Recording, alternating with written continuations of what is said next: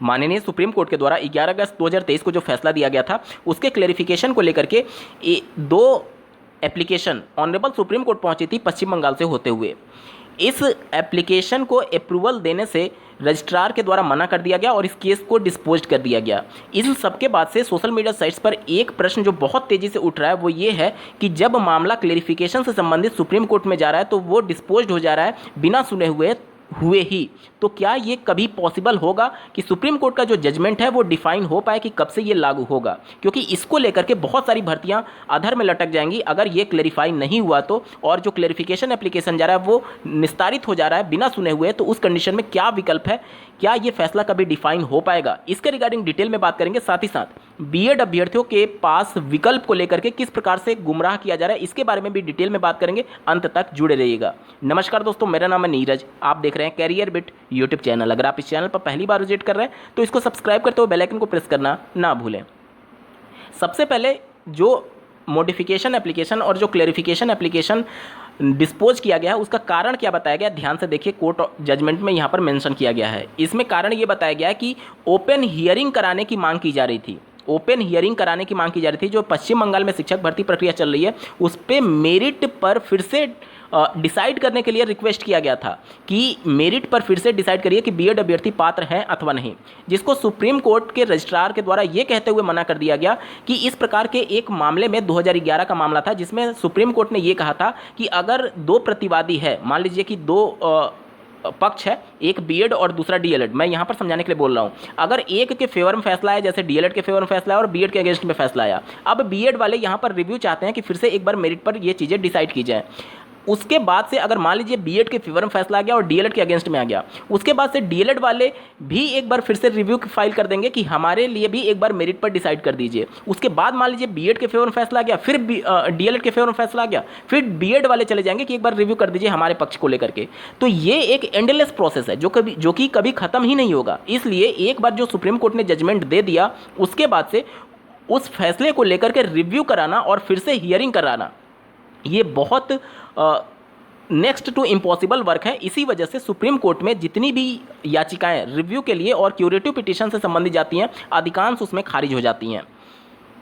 3 फरवरी 2021 को लोकसभा में जो कानून मंत्री हैं उनके द्वारा एक प्रश्न के जवाब में ये बातें रखी गई कि पिछले 10 सालों में कितने रिव्यू पिटीशन और कितने क्यूरेटिव पिटीशन को एक्सेप्ट किया गया ऑनरेबल सुप्रीम कोर्ट में और कितने को रिजेक्ट किया गया है। आप स्क्रीन पर देख पा रहे होंगे, ये लोकसभा में उत्तर दिया गया है, गवर्नमेंट ऑफ इंडिया का ये पत्र है।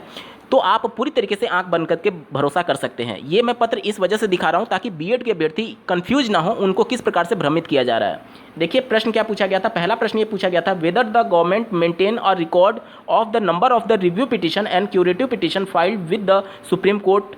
क्या केंद्र सरकार सुप्रीम कोर्ट में जो रिव्यू पिटीशन और क्यूरेटिव पिटीशन फाइल की जाती है उसका कोई रिकॉर्ड रखती है। और दूसरा प्रश्न पूछा गया था, if so the number of review petition and curative petition admitted and dismissed during the last 10 years along with the average time spent in hearing a review petition and a curative petition। और अगर इस प्रकार का कोई data केंद्र सरकार रखती है तो रिव्यू पिटीशन और क्यूरेटिव पिटीशन में कितने डिसमिस कर दिए गए यानी खारिज कर दिए गए पिछले 10 वर्षों में और कितना एवरेज टाइम स्पेंड किया गया उसे सुने जाने के लिए सुप्रीम कोर्ट में इस 2 प्रश्नों को पूछा गया था, जिस पर देख सकते हैं आप श्री रविशंकर प्रसाद जी के द्वारा आंसर दिया गया है। क्या आंसर दिया गया, ध्यान से देखिए। रिव्यू पिटीशन जो पिछले 10 सालों में 2011 से लेकर के 2020 तक फाइल की गई है जो कि खारिज हुआ है, ध्यान से देखिए पिछले 10 सालों में जो खारिज हुआ है उनकी संख्या बताई गई है। रिव्यू पिटीशन सिविल मैटर में 19,710 जो कि खारिज हुआ है 10 सालों में, ठीक है। और रिव्यू पिटीशन क्रिमिनल केस में 6,087 खारिज हुआ है। और क्यूरेटिव पिटीशन की बात करें तो 2,155 खारिज हुआ है सिविल केस में। और क्यूरेटिव पिटीशन क्रिमिनल केस में जो खारिज हुआ है वो 620 खारिज हुआ है। और साथ ही साथ कितना एवरेज टाइम स्पेंड किया गया है उसके संबंध में कोई भी आंकड़ा इस प्रकार से सुप्रीम कोर्ट मेंटेन नहीं करती है, इस वजह से नीचे नोट में वो बातें मेंशन की गई हैं। और 2010 से लेकर के 2021 तक कितने पिटीशंस को अलाउ किया गया है उसका आंकड़ा मैं गूगल के माध्यम से आपको बता रहा हूँ। तो जो रिव्यू पिटीशन अलाउ किया गया है वो 92 किया गया है। टोटल देख लीजिए 19,710 डिसमिस किया गया है और 92 अलाउ किया गया है। यानी अलाउ करने का अगर हम लोग प्रतिशत निकालें, टोटल संख्या जो होगी 92 जो कि अलाउ किए गए हैं और 19,710 जो कि डिसमिस किए गए हैं। तो दोनों को जोड़ना होगा, दोनों को जोड़ देंगे तो 19,802 का आंकड़ा आएगा। 19,802 से मैं यहाँ पर भाग दे देता हूँ और प्रतिशत में कन्वर्ट करने के लिए 100 से गुणा कर देता हूँ। आप स्क्रीन पर देख पा रहे होंगे 0.46%, यानी कि आधा प्रतिशत भी नहीं है जो कि रिव्यू पिटीशन अलाउ किया जाता है। तो पिछले 10 सालों में जो क्यूरेटिव पिटीशन अलाउड हुआ है वो 0 है। मैं गूगल के माध्यम से जो डेटा निकल करके आ रहा है उसके माध्यम से आपको बता रहा हूँ, और जो लोकसभा में जवाब दिया गया उसके आधार पर चीज़ों को आप ऑथेंटिक तरीके से समझ पा रहे होंगे। तो 0 यहाँ पर अलाउ किया गया है, और टोटल जो यहाँ पर केस थे 2155 थे क्यूरेटिव पिटीशन जो दायर किए गए थे। तो अगर क्यूरेटिव पिटीशन अलाउड होने का आप प्रतिशत देखेंगे तो वो 0% है, और इसी रिव्यू पिटीशन और इसी क्यूरेटिव पिटीशन के नाम पर आप बीएड अभ्यर्थियों को सोशल मीडिया साइट पर भ्रमित किया जा रहा है, जिसकी सच्चाई आपके सामने है। एक क्यूरेटिव पिटीशन है जो कि 0% अलाउड हुआ है पिछले 10 सालों में। लोकसभा में कानून मंत्री के द्वारा दिया गया ये आंकड़ा है, और रिव्यू पिटीशन जो कि अलाउड हुआ है पिछले 10 सालों में लोकसभा में कानून मंत्री के द्वारा दिए गए जवाब के अनुसार सिर्फ 0.5%, मतलब कि आधे प्रतिशत से भी कम अलाउड हुआ है। इसके अलावा ऐसे जजमेंट जो कि मौलिक अधिकार के आधार पर दिए जाते हैं, जैसे कि बीएड के संदर्भ में आप देखेंगे तो आर्टिकल 21A के अंतर्गत फैसला दिया गया है, और इस मौलिक अधिकार का रक्षण करने के लिए भारतीय संविधान में एक आर्टिकल 32 जोड़ी गई है।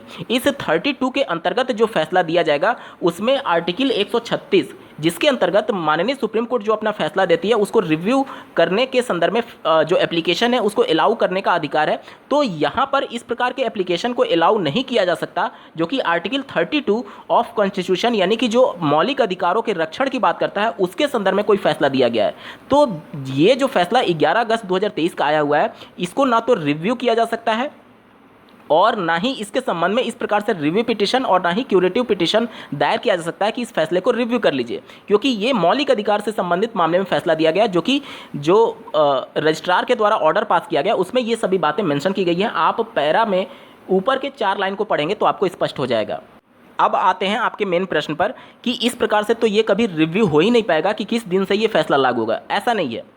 जो रजिस्ट्रार के द्वारा कोर्ट ऑर्डर जारी किया गया है उसमें साफ शब्दों में ये मेंशन किया गया है कि इनके द्वारा जो एप्लीकेशन दायर किया गया था पश्चिम बंगाल से होते हुए जो सुप्रीम कोर्ट में पहुंचा है वो मिसलेनियस एप्लीकेशन था, यानी कि जो भर्ती प्रक्रिया अभी चल रही है और उससे संबंधित मामला ऑलरेडी कलकत्ता हाईकोर्ट में चैलेंज्ड है।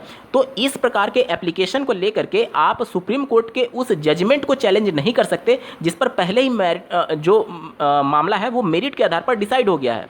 और इसमें ये प्रेयर किया गया था कि मेरिट पर फिर से एक बार चर्चा की जाए कि बीएड अभ्यर्थी पश्चिम बंगाल की शिक्षक भर्ती में एलिजिबल होंगे या नहीं। तो वो चीज़ें प्रैक्टिकल पॉसिबल नहीं है, सुप्रीम कोर्ट कह रहा है। यानी कि आप क्लेरिफिकेशन एप्लीकेशन को दायर कर सकते हैं एक फ्रेश एप्लीकेशन लेकर के, जिसमें किसी भी शिक्षक भर्ती के आड़े आकर के आप उस पूरे मामले पर फिर से रिव्यू करने के लिए या फिर पूरे मामले पर फिर से हियरिंग करने के लिए रीहियरिंग करने के लिए रिक्वेस्ट ना करते हो। देखिए यहाँ पर कोर्ट ने दूसरे लाइन में साफ शब्दों में मेंशन किया गया है, देखिए ध्यान से, It is clear that the application in both application intended to seek for recall review of the order passed by honorable court in the eyes of filing a present miscellaneous application। देखिए guys का मतलब होता है यहाँ पर भेष में या फिर किसी के आड़ में, यानी कि आप मिसलेनियस एप्लीकेशन के आड़ में उस कोर्ट ऑर्डर को फिर से रिव्यू करने के लिए, फिर से रीहियरिंग करने के लिए, फिर से रिकॉल नहीं कर सकते जो कि मेरिट के आधार पर पहले ही डिसाइड हो चुका है। और साथ ही साथ चूंकि ये फैसला आर्टिकल 32 के अंतर्गत दिया गया है, इस वजह से 136 का प्रयोग करते हुए इस मामले की फिर से रिव्यू की ही नहीं जा सकती, फिर से इसका हियरिंग किया ही नहीं जा सकता। तो जो रिव्यू को लेकर के सोशल मीडिया साइट्स पर, जो क्यूरेटिव पिटीशन को लेकर के सोशल मीडिया साइट्स पर चीज़ें चल रही हैं वो पूरी तरीके से भ्रामक है। ये केस अब फिर से ओपन नहीं किया जा सकता। कोर्ट ऑर्डर में ये बातें मेंशन की गई हैं, यानी मेरिट पर एक बार डिसाइड हो गया कि बीएड पात्र नहीं है तो वो अब फिर से चैलेंज नहीं किया जा सकता, उस पर रिव्यू नहीं किया जा सकता।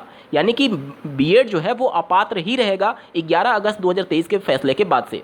हाँ, कोर्ट का जजमेंट कब से लागू होगा इसके संबंध में आपको एक फ्रेश एप्लीकेशन दायर करनी होगी बिना मिसलेनियस एप्लीकेशन के, यानी कि उसमें आप ये प्रेयर नहीं करेंगे कि फिर से एक बार मेरिट पर चीज़ों को डिसाइड किया जाए, फिर से चीज़ों को एक बार रीहियर किया जाए, ये सभी रिक्वेस्ट नहीं करेंगे। सिर्फ और सिर्फ फैसला कब से लागू होगा इसको लेकर के एक फ्रेश एप्लीकेशन अगर आप दायर करेंगे, उस पर सुप्रीम कोर्ट अपने क्लेरिफिकेशन के माध्यम से बता देगी कि हाँ किस दिन से ये फैसला लागू होगा। हालांकि इसकी आवश्यकता नहीं है, क्योंकि माननीय सुप्रीम कोर्ट के 11 अगस्त 2023 के जजमेंट में साफ तौर पर मेंशन किया गया कि जब तक कोई कोर्ट किसी भी रेगुलेटरी बॉडी के नोटिफिकेशन को अनकॉन्स्टिट्यूशनल नहीं करार देती तब तक तो वो लीगल पोजीशन माना जाएगा। यानी कि 25 नवंबर 2021 को पहली बार अनकॉन्स्टिट्यूशनल करार दिया गया, उसी दिन से ये फैसला लागू माने जाने की प्रबल संभावना है। उम्मीद करता हूं आप सभी के डाउट क्लियर हो गए होंगे। इस वीडियो को देखने के लिए आपका बहुत बहुत धन्यवाद। भगवान करे आपका दिन शुभ हो।